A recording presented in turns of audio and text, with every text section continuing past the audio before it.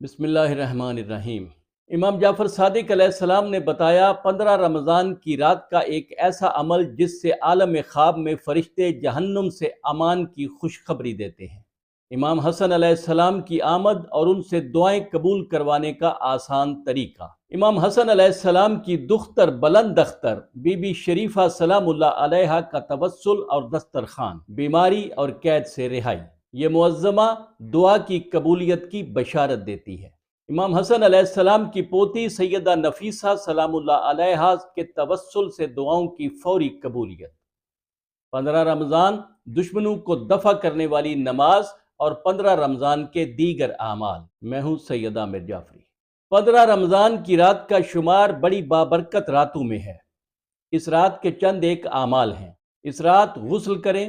مخصوص راتوں اور دنوں کے اعمال میں جو غسل کرنے کا ذکر ہوتا ہے اس کے اپنے فوائد ہوتے ہیں۔ سب سے بڑا فائدہ تو یہ ہوتا ہے کہ اس غسل سے گناہوں میں تخفیف ہوتی ہے، اس لیے غسل سے گھبرایا نہ کریں کیونکہ یہ گناہوں میں کمی اور اعمال و دعاؤں کی قبولیت کا ذریعہ ہے۔ اس رات زیارت امام حسین علیہ السلام کریں۔ پھر اس رات کے اعمال میں 6 رکعت نماز پڑھی جاتی ہے۔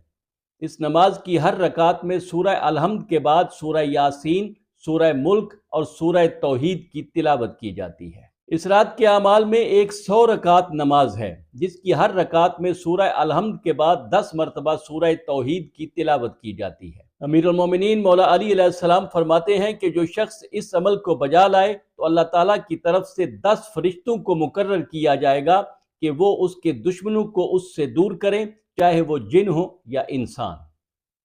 اس کے علاوہ اس کی موت کے وقت 30 فرشتے آئیں گے جو اس کو جہنم کی آگ سے بچانے کا بندوبست کریں گے۔ امام جعفر صادق علیہ السلام سے پوچھا گیا کہ 15ویں رمضان کی رات ذریعے امام حسین علیہ السلام کی زیارت کا ثواب کس قدر ہوگا؟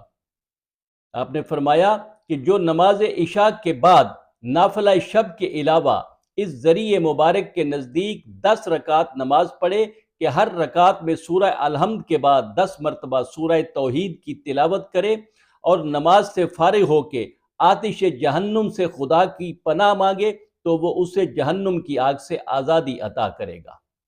وہ شخص مرنے سے پہلے خواب میں ایسے ملائکہ دیکھے گا جو اس کو جہنم کی آگ سے امان کی خوشخبری دے رہے ہوں گے۔ اسی شب 15 رمضان کے بعد جو 15 رمضان کا دن طلوع ہوا تو خانہ امیر المومنین علیہ السلام میں امام حسن مجتبیٰ علیہ السلام کی آمد ہوئی۔ خداوند عالم نے جبریل کو حکم دیا کہ محمد صلی اللہ علیہ وآلہ وسلم کے ہاں بیٹا ہوا ہے، زمین پر جاؤ اور انہیں میرا سلام کہو اور مبارکباد دو اور کہو کہ علی کو آپ سے وہ نسبت ہے جو ہارون کو موسیٰ سے تھی، لہذا اس کا نام وہ رکھو جو ہارون کے بیٹے کا تھا۔ جبریل نازل ہوئے اور آپ کو مبارکباد دی اور عرض کیا کہ خداوند عالم فرماتا ہے کہ اس بچے کا نام ہارون کے بیٹے والا رکھو۔ آپ نے فرمایا اس کا کیا نام تھا؟ جبریل نے کہا شبر۔ آپ نے فرمایا میری زبان عربی ہے۔ جبریل نے کہا اس کا نام حسن رکھے۔ امام رضا علیہ السلام سے پوچھا گیا کہ بچے کی مبارکباد کب دینی چاہیے؟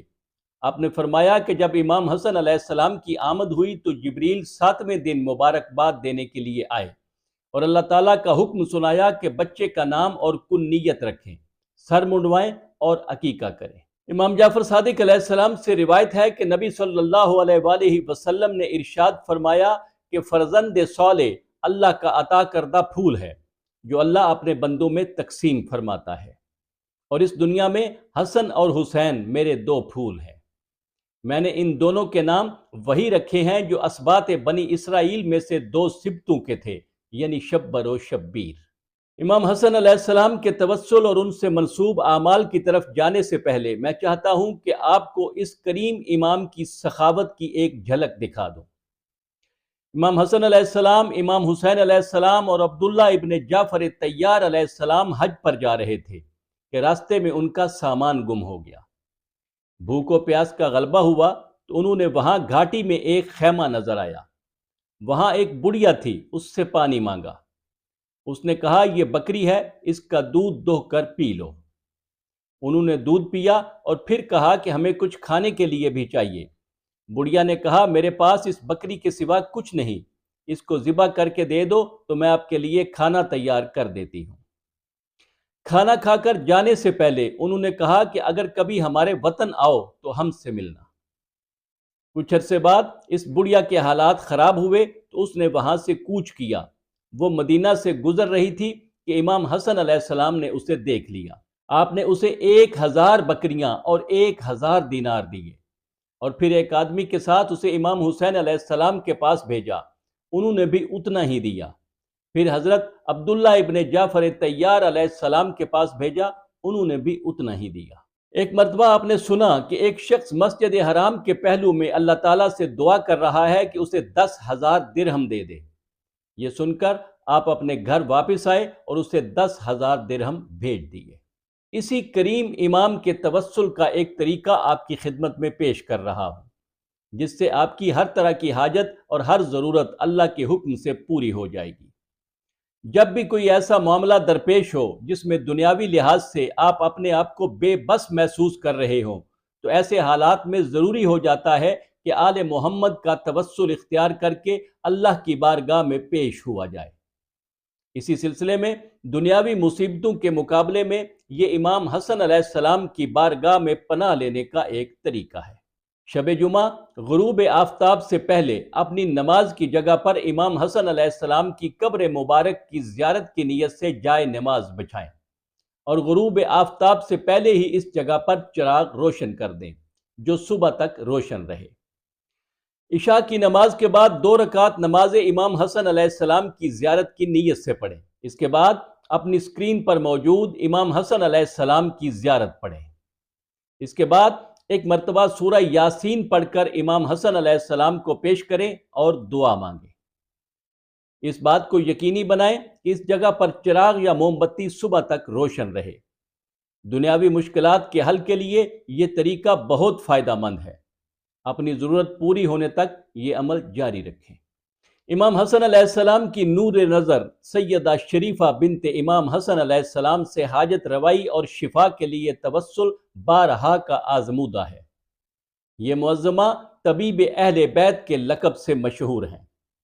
ان کا توسل بیماریوں اور بڑی حاجتوں کے لیے بے حد مجرب ہے۔ ان سے توسل کا ایک آسان طریقہ یہ ہے کہ 1 مرتبہ سورہ فاتحہ، 3 مرتبہ سورہ اخلاص، ان کی زیارت اور 14 مرتبہ صلوات پڑھ کر اپنی دعائیں مانگیں۔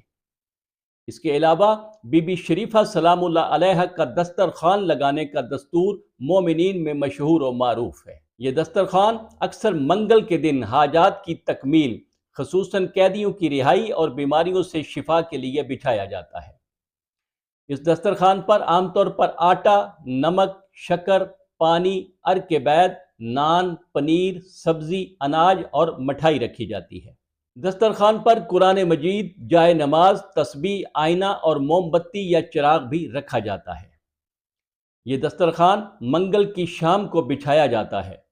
نماز حاجت کے بعد بی بی شریفہ کا قصہ سنایا جاتا ہے اور دعائیں مانگی جاتی ہیں۔ بہت سے لوگوں کا کہنا ہے کہ اگر خلوص نیت سے یہ نیاز دی جائے تو بی بی شریفہ خواب میں یا دسترخوان پر موجود آٹے یا نمک پر نشان چھوڑ کر حاجت پوری ہونے کی بشارت دیتی ہے۔ امام حسن علیہ السلام کی پوتی سیدہ نفیسہ بنت حسن بنت زید بن امام حسن علیہ السلام کے توسل سے بھی دعائیں قبول ہوتی ہیں۔ آپ اسحاق ابن امام جعفر صادق علیہ السلام کی زوجہ تھیں۔ انہوں نے اپنی ساری زندگی عبادت اور ریاضت میں گزاری۔ ان کی وفات 208 ہجری میں مصر میں ہوئی اور وہیں دفن ہوئی۔ اہل مصر کو ان سے بڑی عقیدت ہے اور مشہور ہے کہ ان کی قبر کے پاس دعا قبول ہوتی ہے۔ اپنی مشکلوں میں اپنے مسائل کے حل کے لیے 100 مرتبہ صلوات پڑھیں اور پھر 1 حمد اور 11 بار سورہ توحید کا تحفہ اس معظمہ کی خدمت میں پیش کریں، اور پھر اپنی ضرورتوں کو پورا کرنے میں اس کریم گھرانے کے توسل کا حیرت انگیز اثر دیکھیں۔ انشاءاللہ پھر ملیں گے۔